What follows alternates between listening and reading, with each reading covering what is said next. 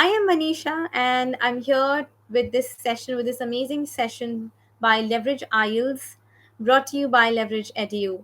I'm one of the trainers here and I'm here to help you learners with an interesting section that is speaking section of IELTS.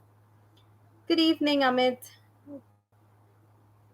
So, to tell you, see, IELTS, the pattern, you know the test pattern. You know that there are four skills that you will be assessed on: listening, reading, writing, and speaking.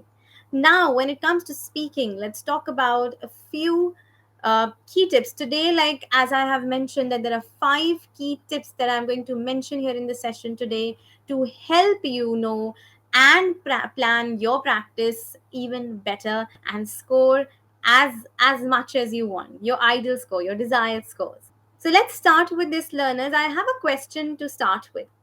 Quickly tell me, do you know that you can ask a few questions to the examiner? Do you know that? Yes or no? Quickly tell me. Do you know that you can ask certain questions to the examiner? Yes, that's very true. You can question the examiner. But is it that you're going to cross question or ask some other things? Let's say the examiner asks you, do you like tea or coffee? You are also asking the examiner, do you like tea and coffee? That's not the case. You cannot question such things to the examiner. But there are three things that you can ask the examiner. What are these three things? Number one, now listen carefully. If needed, you can make notes, learners. These are a few things which will help you a lot in understanding and in grabbing better scores. Number one, what is a question that you can ask the examiner? If in case you do not understand the question, let's say you couldn't listen to it clearly because of the mask that the examiner is wearing, or it could be any other reason, maybe the accent. If you do not understand the question, you can tell the examiner to repeat the question. But avoid using sorry, pardon. Don't do that. See, this is not wrong, but there are better ways.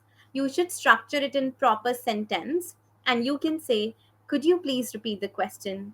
Or can you repeat the question, please? So you have these structures, full sentences to use instead of saying sorry. Oh, what did you say?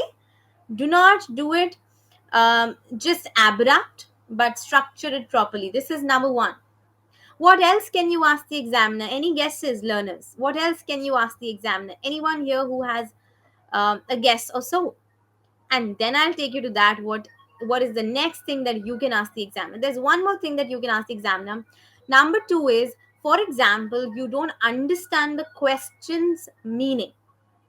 For example, a question comes up and you don't understand the meaning of that question because certain words are like problematic, or you don't get the context. What would you do? You can ask the examiner to rephrase it. So what would you say? You will say, could you please rephrase the question? Or, can you rephrase the question, please? Or can you explain the question?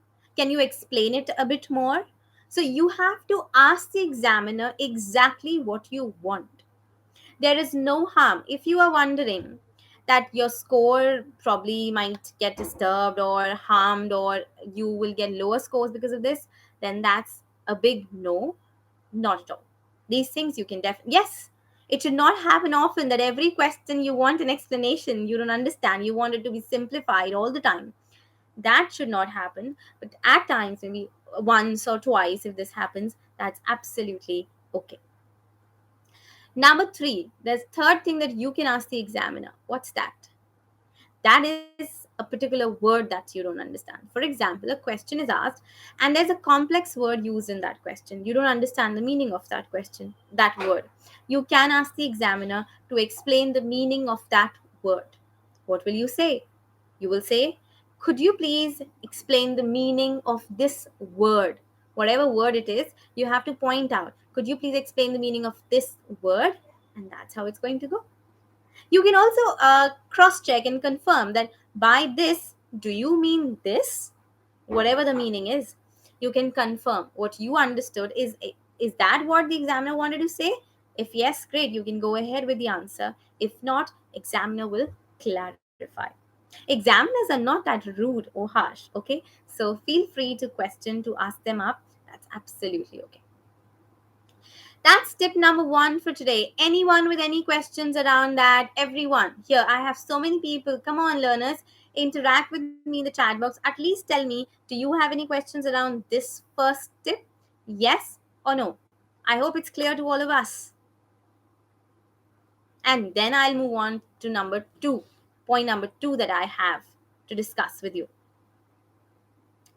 See, in speaking, there are various questions that the examiner asks, and it's not very sure that you know answer to every question. Well, Amit, I'm coming to the same question. Yeah, that's my tip number two for today, Amit.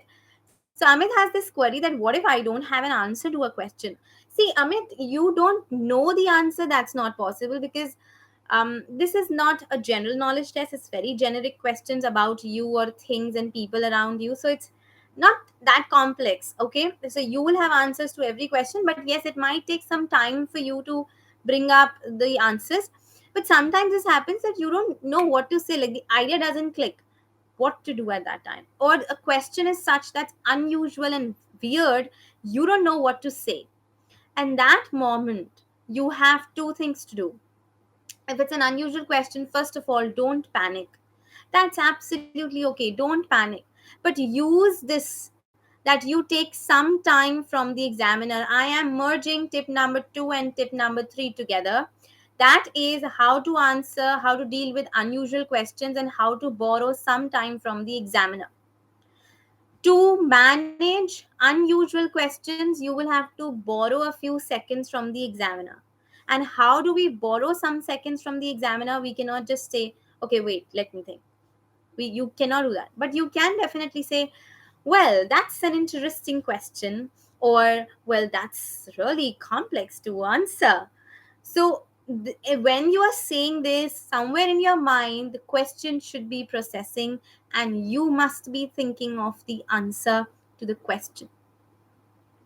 One, when it's an unusual question, don't panic. Take some time from the examiner, a few seconds maybe, and just say, well, that's an interesting question. Okay, let me see. I'll have to think about this. You can use such frames and you can then take it. You have some time, think and answer. But if the question is such that you probably still are confused, okay, then